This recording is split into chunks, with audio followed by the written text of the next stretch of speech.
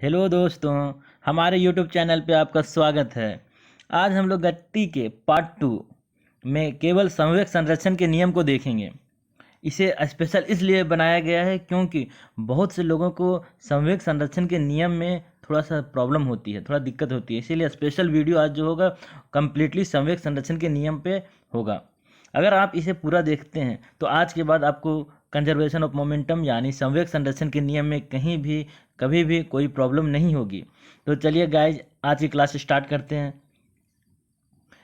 और हाँ, अगर आपको ये क्लास अच्छी लगेगी, ये वीडियो अगर अच्छी लगेगी तो आप ज़रूर से ज़रूर इस वीडियो को ज़्यादा से ज़्यादा लाइक करेंगे, शेयर करेंगे और सब्सक्राइब करेंगे। तो क्लास स्टार्ट किया जाए। चलिए, सबसे पहले संवेग संरक्षण के नियम को जानने से पहले हमें ये जानना होगा कि संवेग किसे कहते हैं, मोमेंटम किसे कहते हैं। मोमेंटम को हम पी से डिनोट करते हैं। क्या होता है? किसी गतिशील वस्तु के द्रव्यमान तथा वेग के गुणनफल को ही संवेग कहते हैं। यानी अगर संवेग की बात किया जाए तो किसी भी वस्तु, गतिमान वस्तु गतिशील होनी चाहिए। वस्तु में हर हाल में गतिशील गति होना चाहिए, क्योंकि गति अगर नहीं होगा, क्योंकि द्रव्यमान संवेग क्या कहता है, संवेग बराबर होना चाहिए मास इंटू वेलोसिटी होता है। तो मास इंटू वेलोसिटी, अगर वेलोसिटी जीरो हो गया तो संवेग होगा ही नहीं। इसीलिए एनी हाउ गति वस्तु कैसी होनी चाहिए, गति में होनी चाहिए। यानी किसी गतिशील वस्तु के द्रव्यमान तथा वेग के गुणनफल को संवेग कहते हैं। P4, अगर P को संवेग कहें तो मास इंटू वेलोसिटी। आगे, संवेग कैसा है? एक सदिश राशि है। क्योंकि वेलोसिटी कैसी है, वेलोसिटी अगर सदिश है तो संवेग भी सदिश होगा, क्योंकि वेलोसिटी सदिश राशि है और संवेग बराबर होता है मास इंटू वेलोसिटी। तो मास इंटू वेलोसिटी होने के कारण क्या होगा, ये भी एक सदिश राशि होगी। इसके अलावा संवेग और वेग की दिशा क्या होती है, समान होती है। हाँ, ये ध्यान देना है, संवेग और वेग दोनों की डायरेक्शन किधर होगी, सेम होगी। अगर संवेग इधर होगा तो वेग भी किधर होगा, इस सेम डायरेक्शन की ओर होगा। आगे देखते हैं। माना किसी वस्तु का वेग v और द्रव्यमान m है तो वस्तु का संवेग क्या होगा, p equal to M into V. अभी हम लोग देखें हैं p इक्वल टू क्या होता है, m इंटू वी। यानी संवेग होने के लिए हर हाल में वस्तु में क्या होना चाहिए, v फॉर वेलोसिटी होना ही चाहिए। नेक्स्ट, एसआई संवेग का सूत्र इसका क्या निकल कर आता है, P बराबर एम वी। इसका जो एसआई पद्धति में अगर इसका यूनिट देखा जाए तो क्या होता है, किलोग्राम मीटर पर सेकेंड। क्योंकि मास का क्या होता है, किलोग्राम, वेलोसिटी का क्या होता है, मीटर पर सेकेंड। दोनों को अगर देखेंगे तो क्या होगा, किलोग्राम मीटर पर सेकेंड होगा इसका एसआई मात्रक। तो हम लोग समझ चुके हैं क्या कि संवेग क्या होता है। संवेग किसे कहते हैं, फिर से बोलिए आप लोग। संवेग बराबर होता है द्रव्यमान इंटू वेग बराबर संवेग। तो हम लोग अब स्टार्ट करते हैं, आगे बढ़ते हैं।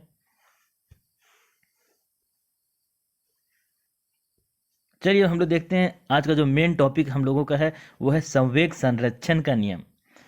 ध्यान देना है, संरक्षण, संवेग का संरक्षण की बात कर रहा है। संरक्षण मतलब क्या होता है, संरक्षण मतलब होता है खत्म ना करना, वो बने रहना। वो चीज़ क्या, संवेग क्या बने रहना। इसमें क्या होता है, संवेग संरक्षण के लिए सबसे पहले सबसे जरूरी चीज़ ये है कि वहाँ पे कम से कम दो बॉडी होगा, एक बॉडी नहीं, कम से कम दो बॉडी होगा। उसमें क्या होगा, अगर एक का संवेग कम होगा तो दूसरे का संवेग बढ़ जाएगा। इसको ऐसे समझ सकते हैं, पहले हम डेफिनेशन देख लेते हैं फिर समझाते हैं। यदि दो या दो से अधिक वस्तुओं के निकाय पर कोई बाह्य बल आरोपित ना हो, यानी कोई अगर एक्सटर्नल फोर्स नहीं लग रहा है दो या दो से अधिक वस्तुओं पर, तो निकाय का संपूर्ण संवेग अपरिवर्तित रहता है। यानी उसका संवेग क्या होता है, अपरिवर्तित, चेंज नहीं होगा। इसे ही संवेग संरक्षण का नियम कहा जाता है। और एक और देख लेते हैं। संवेग को ना तो उत्पन्न किया जा सकता है ना ही नष्ट किया जा सकता है। इसे क्या, सिर्फ एक रूप से दूसरे रूप में परिवर्तित किया जा सकता है। जैसे हम लोग एनर्जी के बारे में जानते हैं, ऊर्जा क्या है, ऊर्जा को ना उत्पन्न कर सकते हैं ना उसको क्या है, नष्ट कर सकते हैं। वो केवल एक रूप से दूसरे रूप में चेंज होता है। वैसे ही संवेग है। ऐसा क्यों, देखें। मान लिया जाए यहाँ एक बॉडी है, दूसरी बॉडी यहाँ पे है। इस बॉडी में कोई मास होगा, इसमें भी कोई मास होगा, मास 1 इसमें हम दे देते हैं, मास 2 दे देते हैं। इसमें अगर वेलोसिटी नहीं हो तो संवेग होगा नहीं, इसलिए एम वी वन वेलोसिटी, इसका देते हैं V2 वेलोसिटी। तो ये कहता है, इसके अनुसार, डाटा के अनुसार, अगर इसमें कोई एक्सटर्नल फोर्स ना लगे तो ये दोनों का जो संवेग होगा वो हमेशा क्या होगा, बराबर होगा। अगर ये दोनों को आपस में टकरा दिया जाए तो, अगर टकरा दिया जाए तो इसके टकराने से पहले और टकराने के बाद दोनों का संवेग क्या होगा, हमेशा बराबर होगा। आइए एग्जाम्पल के थ्रू आपको समझाते हैं। जैसे यहाँ पे आप देखिए, यहाँ पे देखिए ये बॉल है जिसका मास है 15 किलोग्राम और वो 20 किलोग्राम वेलोसिटी से आ रहा है। अब इसको अगर रोकना है, तो इधर जो व्यक्ति उसको भी संवेग इसके बराबर करना होगा। संवेग संरक्षण का नियम बताता है कि मास m1 यानी पहला ऑब्जेक्ट का मास और दूसरा का v1 उसका जो वेलोसिटी होगा वो बराबर होगा किसके, दूसरे ऑब्जेक्ट का मास m2 और उसके वेलोसिटी v2 के बराबर होगा। ये संवेग संरक्षण का नियम कहता है। संवेग संरक्षण के नियम के अनुसार जब ये बॉल इस व्यक्ति की ओर आ रहा है किस स्पीड से, मास 15 किलोग्राम और वेलोसिटी 20 किलोग्राम से, तो इस बॉल का जो अगर हम देखेंगे मोमेंटम कितना होगा, मोमेंटम होगा 15 गुने 20, 15 गुने 20 कितना होगा, 15 दूनी 30 मतलब 300 किलोमीटर पर आवर इसका संवेग हो गया। अब जब ये व्यक्ति इसको कैच करेगा तो इसका वेट कितना, यानी इसका मास अगर देखा जाए m2 कितना है 60 किलोग्राम, तो इसका वेलोसिटी क्या होगा, ये क्वेश्चन आता है, इसका वेलोसिटी क्या होगा। तो देखिए उधर p1 बराबर क्या निकला था 300, इधर m2 और v2 बराबर भी कितना होना चाहिए, इसका मतलब 300 होना चाहिए। तो v2 बराबर क्या होगा, सुनिए m1 v1 बराबर m2 v2, m1 v1 बराबर 300 है और m2 कितना 60 है, तो v2 कितना होगा, तो v2 कितना होगा, यहाँ से देखिए 60 से ये कट गया, कितना बार में कट गया 6 5 30, ओके 1 0 से 1 0 गया 6 5 30, यानी v2 यानी इसका जो चाल कितना होगा 5 किलोमीटर पर आवर से क्या होना होगा, पीछे की ओर आना पड़ेगा। कब, ये क्या बताता है, यही बताता है संवेग संरक्षण के नियम कि संवेग संरक्षण हमेशा बराबर होती है। कभी भी संवेग संरक्षण नियम बताता है कि मोमेंटम संवेग कभी भी खत्म नहीं होती है, वो क्या होती है एक रूप से दूसरे रूप में चली जाती है। अगला एग्जाम्पल से हम लोग और अच्छे से समझ सकते हैं। चलिए यहाँ पे देखें और अच्छे से सबको समझ में आ जाएगा। ये मान लेते हैं ये बड़ी गाड़ी है जिसका मास है 3000 किलोग्राम। ये किस वेलोसिटी से आगे बढ़ रहा है, 10 मीटर पर सेकेंड से। अगर दूसरे जो कार है जिसका वेट है 1000 किलोग्राम, इसका वेलोसिटी पूछ रहा है भाई कितना होगा, तो हम जानते हैं क्या कि m1 v1 equal to m1 v1 बराबर m2 v2, ठीक है। यहाँ देखिए m1 कितना है, इसका m1 कितना है 3000, इसका v1 कितना है v1 10, तो ये किसके बराबर हो गया, इस कार के बराबर, कार का m2 v2 के बराबर, तो m2 कितना है 1000, और इसका वेलोसिटी निकालना है वाट, कितना वेलोसिटी है। अगर ये दोनों इसको ये टक्कर मार देती है तो किस वेलोसिटी से ये आगे बढ़ जाएगा, तो वही हम लोग यहाँ देख लेते हैं। आइए देखते हैं, क्योंकि m1 v1 बराबर किसके होता है m2 v2 के। ये कौन कहता है, संवेग संरक्षण का नियम कहता है कि संवेग ना तो खत्म होता है ना ही इसको बनाया जा सकता, तो क्या किया जा सकता है, सिर्फ एक रूप से दूसरे रूप में चला जाता है। यानी जैसे ये इसको धक्का मारा तो ये क्या हुआ, इसका स्पीड थोड़ा सा तो कम हो गई, इसकी स्पीड थोड़ा कम हो जाएगी और इसकी स्पीड क्या हो जाएगी, बहुत तेज आगे बढ़ जाएगी। ऐसा क्यों हुआ, यहाँ देख सकते हैं हम लोग, क्योंकि इसको हम लोग निकाल के देख लेते हैं इसका किस वेलोसिटी से ये आगे बढ़ेगी। ये 1000 है या 3000 है, ये 1 0 से 3 0 से ये 3 0 गया, बच गया कितना, ये 30, यानी इसकी वेलोसिटी जो हो जाएगी v2 कितना हो जाएगी 30 मीटर पर सेकेंड। सोचिए ये मारा था किस स्पीड से मारा था, 10 मीटर पर सेकेंड से इसको धक्का लगाया था इस छोटी गाड़ी को, और इसकी गाड़ी का स्पीड कितना तेज हो गई 30 मीटर पर सेकेंड। क्यों, क्या हुआ, इसका मतलब आप क्या समझे, मतलब ये हुआ कि आपका जो संवेग है वो कहीं गया नहीं, संवेग खत्म नहीं हुआ, इसका ये संवेग जो ये इसका संवेग कहाँ, इसमें चला आया, जिसके कारण इसकी स्पीड क्या हो गई, बढ़ के 30 मीटर पर सेकेंड हो गई। इसका मतलब हम लोग क्या समझें कि संवेग कभी खत्म नहीं होता। आइए इसको एक और अच्छे से एग्जाम्पल से हम लोग समझ सकते हैं। ये 5 ठो आप देख रहे हैं, यहाँ 5 ठो आप गोला देख रहे हैं जो समान मास का लटका हुआ तार के सहारे, ठीक है। इसमें आप क्या देख रहे हैं कि ये जो गोला को अगर इस गोला में मोमेंटम जनरेट करने के लिए इसे थोड़ा सा ऊपर करके छोड़ दिया जाता है, तो इसमें क्या इसके कारण क्या होता है, अभी जैसे सब एक नीचे बैठा हुआ है, माने एक लाइन में खड़ा है, तो ऐसे कंडीशन में इसका वेलोसिटी तो अभी नहीं है, वेलोसिटी 0, तो इसमें कहीं कोई मोमेंटम है नहीं। लेकिन जैसे इसे ऊपर करके अगर छोड़ दिया जाए, यहाँ ले जाकर जैसे इसमें छोड़ देते हैं, तो इसमें कुछ वेलोसिटी जनरेट हो जाती है, इसका कुछ मास है, सब में अपना कुछ मास है, इसके कारण इसमें वेलोसिटी जनरेट हो जाती है, जिससे क्या होता है इसमें मोमेंटम आ जाता है।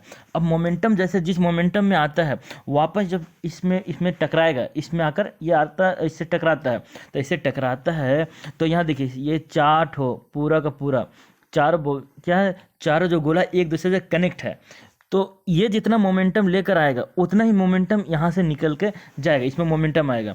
तो ये ये m1v1 जितना होगा वो उतना ही यहाँ पे जनरेट होगा। इसके कारण क्या होगा, जो अंतिम वाला गोला है ये कहाँ चला जाएगा, ऊपर चला जाएगा। क्या चला जाएगा, वही, क्योंकि क्या हुआ, ये हुआ क्या, इसमें संवेग क्या हुआ, संवेग संरक्षित रहा, संवेग खत्म नहीं हुआ। इस जिस संवेग से आया था वो संवेग इस चारों बॉडी को दे दिया। अब चारों बॉडी में पावर उतना नहीं, देखिए सबका मास तो बराबर है। अब इसका वेलोसिटी जो निकलेगा, देखिए यहाँ से सिर्फ ये क्या करेगा, उतना ही रिप्लेस करेगा जितना इसको, जितना ये मोमेंटम देगा उतना ही मोमेंटम यहाँ से निकलेगा। ठीक है, अगर ये दो को एक साथ,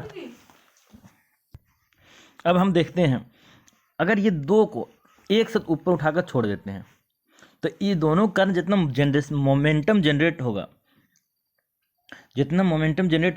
यानी वो क्या करेगा, वो उतना ही के बराबर इधर से ये दोनों को उठा देगा। क्यों, क्योंकि इसका जब यहाँ से टकराएगा, जब इससे टकराएगा तो ये अपना क्या करेगा, अपना मोमेंटम इधर दे देगा और इधर ये स्थिर हो जाएगा। तो ऐसे केस में क्या होगा, इधर से दो गोला निकलेगा और ये आगे बढ़ेगा।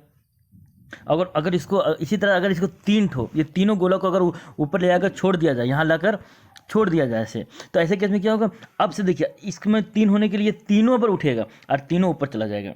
इससे क्या हो, इसका मतलब हम लोग क्या समझ रहे हैं कि देखिए मोमेंटम क्या कंजर्व हो रहा है, खत्म नहीं हो रहा। इधर का मोमेंटम होगा, एक गोला को ऊपर कर रहे हैं तो एक गोला निकल जा रहा है, अगर 2 गोला को बाहर कर रहे हैं तो 2 गोला बाहर चला जा रहा है, 3 गोला को बाहर कर रहे हैं तो इधर से 3 गोला बाहर चला जा रहा है। इससे क्या समझ में आ रहा है कि नहीं, मोमेंटम मेरा क्या होता है, कभी खत्म नहीं होता, कंजर्व हमेशा क्या रहता है, वो कंजर्व रहता है।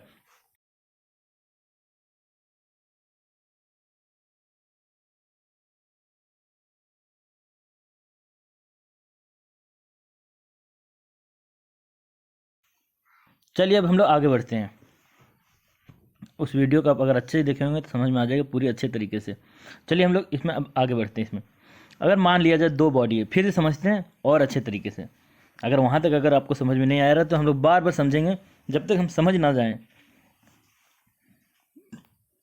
मान लेते हैं 2 बॉडी है, एक बॉडी में m1 मास है और उसका जो वेलोसिटी है u1 है। टकराने से पहले अगर 2 बॉडी आपस में टकराती है तो टकराने से पहले इसका वेलोसिटी u1 है, उसका मास m1 है। ठीक है, दूसरा जो बॉडी उसका मास कितना m2 है और टकराने से पहले उसका वेलोसिटी क्या है, u2 है। अब देखना, और v1 क्या है, टकराने के बाद की वेलोसिटी इसकी v1 हो जाती है और टकराने के बाद m2 की वेलोसिटी v2 हो जाती है। तो ये क्या कहता है, law of conservation of momentum. टकराने से पहले 2 वस्तु जो आपस में टकराएगी तो टकराने से पहले दोनों को जो मोमेंटम होगा वो टकराने के बाद भी दोनों को मोमेंटम बराबर होगा। टकराने से पहले जो दोनों को मोमेंटम होगा वो टकराने के बाद दोनों को मोमेंटम के योग के बराबर होगा। इससे हम क्या समझें, हम इसे ये समझते हैं, जैसे यहाँ देखिए एग्जाम्पल के रूप में, यहाँ पे एक बॉडी है, ये 2 बॉडी है, ये दोनों एक दूसरे की ओर आ रही है। ये 5 किलोग्राम का है, ये 10 किलोग्राम का है। ठीक है, जब ये टकराई 21 वेलोसिटी से आ रही है, 21 वेलोसिटी से आ रही है, मान लेते हैं ये आ रही है 50 मीटर पर सेकंड से आ रही है, 50 मीटर पर सेकंड से आ रही है। इसकी वेलोसिटी क्या है, इसकी वेलोसिटी कुछ होगी, इसको मान लेते हैं इसकी वेलोसिटी है 20 मीटर पर सेकंड से। तो ये क्या कह रहा है कि टकराने से पहले अगर दोनों का निकाला जाएगा, टकराने से पहले कितना होगा मोमेंटम और टकराने के बाद कितना होगा मोमेंटम, तो दोनों को देखेंगे, जोड़ के देखेंगे तो क्या होगा, टकराने से पहले और टकराने के बाद का दोनों का मोमेंटम होगा क्या, बराबर हो जाएगा। यही कहता है law of conservation of momentum. चलिए फॉर्मूला देखिए, टोटल मोमेंटम बिफोर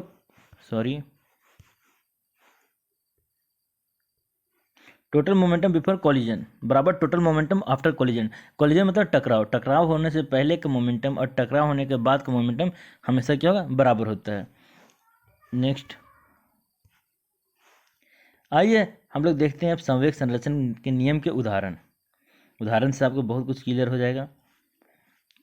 जैसे बंदूक की गोली चलाने पर हमारे पीछे की ओर झटका लगता है, एक झटका लगता है। इसका कारण क्या है, ऐसा क्यों कि झटका लगता है, लेकिन झटका कम लगेगा कब, इसका कारण कि बंदूक का द्रव्यमान गोली से अधिक होता है, जिससे बंदूक के पीछे हटने का वेग गोली के वेग से बहुत कम होता है। इसलिए गोली को जिस गति से वो आगे बढ़ता है उस गति से पीछे नहीं आएगा। मान लेते हैं, देखिए जैसे मान लेते हैं यहाँ एक बंदूक है, जैसे देखिए यहाँ एक बंदूक मानते हैं, ये बंदूक है। ठीक है, बंदूक में जो गोली है, बंदूक गोली पे बल लगाएगी तो गोली भी बंदूक पे बल लगाएगा। यही कंजर्वेशन ऑफ मोमेंटम भी कहता है और यही third law of Newton's third law भी यही कहता है। ठीक है, इसमें क्या है कि अगर बंदूक गोली पे बल लगाती है, अगर गोली का वजन 5 ग्राम है और बंदूक का वजन 1000 ग्राम है, 1000 ग्राम मतलब 1 किलोग्राम। ठीक है, तो अगर 5 ग्राम बंदूक की गोली पर अगर बल लगाया जाए जिसके कारण उसमें उसमें वेलोसिटी जनरेट हो जाता है कितना, मान लेते हैं 500 मीटर पर सेकंड का जनरेट हो गया, 1 सेकंड में 500 मीटर निकल गई गोली।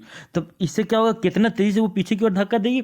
तो देखिए इसका अगर टोटल मोमेंटम चेक करेंगे तो 5 गुने 500 तो यानी कितना हो गया 2500 ग्राम मीटर पर सेकंड। इसका मोमेंटम हो गया किसका, गोली का। तो उतना ही मोमेंटम वो पीछे देगा, किसको देगा, बंदूक को देगा। तो बंदूक को देगा तो बंदूक का पहले वेलोसिटी वेट कितना है यानी मास कितना 1000 ग्राम। तो इसमें कितना होना चाहिए 2500 ग्राम होना चाहिए और ये 1000 ग्राम पहले से यानी 2.5 मीटर पर सेकंड से कहाँ आएगा, बंदूक क्या आएगा, थोड़ा पीछे की ओर आएगा। तो देखिए बंदूक से जो गोली गया वो 500 मीटर पर सेकंड से, लेकिन बंदूक जो पीछे की ओर आया कितना है 2.5 मीटर पर सेकंड। तब देखिएगा दोनों का कंजर्वेशन क्या, अगर दोनों को बराबर किया जाए मोमेंटम तो दोनों का मोमेंटम क्या हो रहा है, बराबर हो जा रहा है। यही है संवेग संरक्षण नियम के उदाहरण से आप समझ सकते हैं कि गोली का स्पीड तो बहुत तेज होगा लेकिन बंदूक के पीछे हटने का स्पीड क्या होगा, थोड़ा कम होगा। कारण समझ गए होंगे। आगे रॉकेट का ऊपर जाना भी संवेग संरक्षण के नियम पर आधारित होता है। ये भी हम लोग अभी देखेंगे। जब बराबर संवेग वाली दो गेंद आपस में टकराएगी, अगर दो गेंद जिसका संवेग एकदम बराबर है, अगर दोनों आपस में टकरा जाती है तो गेंद अचानक रुक जाएगी। यहाँ निकाय का कुल संवेग क्या होगा, शून्य है। निकाय का कुल संवेग के पूर्व शून्य है, वह टक्कर के बाद शून्य हो जाता, मतलब टक्कर से पहले भी उसका क्या होगा, उसका संवेग शून्य होगा दोनों का कुल वेग, और टक्कर के बाद भी दोनों का कुल वेग क्या होगा, शून्य हो जाएगा। वह निकाय का कुछ संवेग नियत हो जाता है। आइए हम लोग यहाँ देखते हैं, रॉकेट के बारे में देखते हैं। रॉकेट का जो है किसी रॉकेट की उड़ान उन शानदार उदाहरण में से एक है जिनमें न्यूटन का तीसरा नियम भी और संवेग संरक्षण नियम स्वयं को अभिव्यक्त करता है। इसमें ईंधन की दहन से पैदा हुई गैसें बाहर निकलती है, इसकी प्रतिक्रिया में रॉकेट को ऊपर की ओर धकेलती है। यहाँ आप देखिए रॉकेट में, यहाँ ईंधन जला तो ईंधन जो जलाया गया तो ईंधन का डायरेक्शन किधर है, नीचे की ओर है। ईंधन का डायरेक्शन अगर नीचे की ओर है तो ये क्या करेगा, ईंधन यानी ये रॉकेट है वो ईंधन पे बल लगाए नीचे की ओर, तो ईंधन जो जलने के बाद जो बल लगाएगा रॉकेट पर वो ऊपर की ओर लगाएगा। वही जितना मोमेंटम आपका ईंधन जनरेट करेगा उतना मोमेंटम किधर कर देगा, वापस दे देगा किसको, वो रॉकेट को दे देगा, जिसके कारण रॉकेट क्या होता है, ऊपर चला जाता है यानी उड़ जाता है। आगे जब विरामावस्था से आरंभ करके शून्य संवेग, अगर विराम अवस्था में रहेगा, जब पहले ही कहते हैं अगर वेलोसिटी अगर जीरो है तो संवेग जीरो होगा, क्योंकि संवेग बराबर क्या कहता है, मास इंटू वेलोसिटी अगर जीरो तो संवेग खत्म, संवेग जीरो। तो क्या बोला, अगर विरामावस्था में तो उस समय वेलोसिटी जीरो होती है तो संवेग भी जीरो होता है। तो दो समान द्रव्यमान की गेंदें, अगर विराम अवस्था से आरंभ करके दो समान द्रव्यमान की गेंदें समान वेग से अगर चलना शुरू करेगी, अर्थात दोनों का संवेग क्या होगा, समान है। यदि इन गेंदों को आपस में टक्कर हो जाए तो गति करती हुई गेंदें अचानक क्या होगी, रुक जाएगी, क्योंकि टकराव से पहले दोनों का मोमेंटम और टकराव के बाद का मोमेंटम क्या होगा, जीरो हो जाएगा, अर्थात संवेग पुनः शून्य हो जाएगा। अर्थात टकराव से पूर्व कुल संवेग और टकराव के बाद का कुल संवेग बराबर होता है। यदि बंदूक चलाते समय बंदूक को शरीर के कंधे से सटाकर रखा जाए तो निकाय यानी बंदूक प्लस शरीर दोनों मिल गया, अभी दोनों मिल के काम हो रहा है, तो द्रव्यमान बढ़ जाएगा और जिससे बढ़ जाने से संवेग भी बढ़ जाएगा, जिससे गोली छूटने पर शरीर को पीछे की तरफ बहुत अधिक धक्का नहीं लगेगा। अगर मास, ऐसा क्यों किया जाता है, ऐसा इसलिए किया जाता है कि मास बढ़ा दिया जाए, उसका क्या हो, टोटल निकाय जो है, निकाय किसको कहते हैं, बंदूक और शरीर। जैसे समझिए कोई बंदा यहाँ पे है,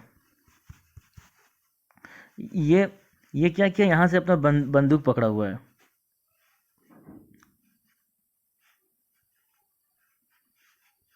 अब देखिए ये जो पकड़ा है तो ये 50 किलो का बंदा है, ठीक है, कोई व्यक्ति ये 50 किलो का बंदूक पकड़ा, 2 किलो का बंदूक, तो अब देखा जाए टोटल वजन जो हो गया वो कितना हो गया, 50 2 52 किलोग्राम, 52 किलोग्राम। अब 52 किलोग्राम हो गया। अब सुनिए, अब यहाँ से एक गोली है, समझ रहे हैं, एक गोली है जो कितना है 1 ग्राम, मान लेते हैं 10 ग्राम की गोली, बंदूक के अंदर 10 ग्राम की गोली है।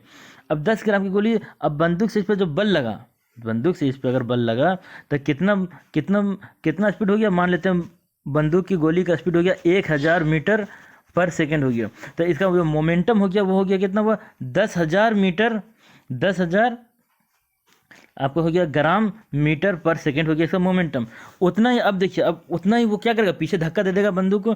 तो अभी तो आदमी को देखा जाए, अभी कितना है आदमी का जो ये मास अगर देखा जाए तो बंदूक का मास और आदमी का मास दोनों एक साथ है मिला हुआ। तब बंदूक और आदमी का मास 52 कितना है, 52,000 ग्राम। और जबकि उधर कितना है, मात्र कितना हुआ है उधर, 10,000 ग्राम। तो क्या लग रहा है कि वो ज़्यादा बल लगाएगा, नहीं बल लगा पाएगा, बहुत कम नेग्लिजिबल बल लगाएगा, यानी बहुत कम धक्का लगेगा। यानी क्या इसका कहने का मतलब क्या हुआ कि अगर गोली चला रहे हैं, बॉडी के से सटा कर वो बंदूक को पकड़ लिए हैं, तो ऐसे केस में बहुत कम झटका देगा पीछे की ओर। क्योंकि क्या होता है, law of conservation of momentum क्या कहता है कि दोनों का संवेग क्या होता है, बराबर होना चाहिए। और इधर संवेग बराबर करने के लिए क्या है, इधर मास बहुत बढ़ा दिए तो वेलोसिटी बहुत कम हो गया, वेलोसिटी कम हो गया, इससे क्या होगा, बहुत कम झटका लगेगा। चलिए दोस्तों, अगर आपको वीडियो पसंद आया हो तो वीडियो को ज़रूर से ज़रूर लाइक करें, शेयर करें, सब्सक्राइब करें। धन्यवाद। इसके बाद पार्ट 3 आएगा जिसमें बल के बारे में, गति में हम लोग गति का बल के बारे में पढ़ेंगे, बल के बारे में।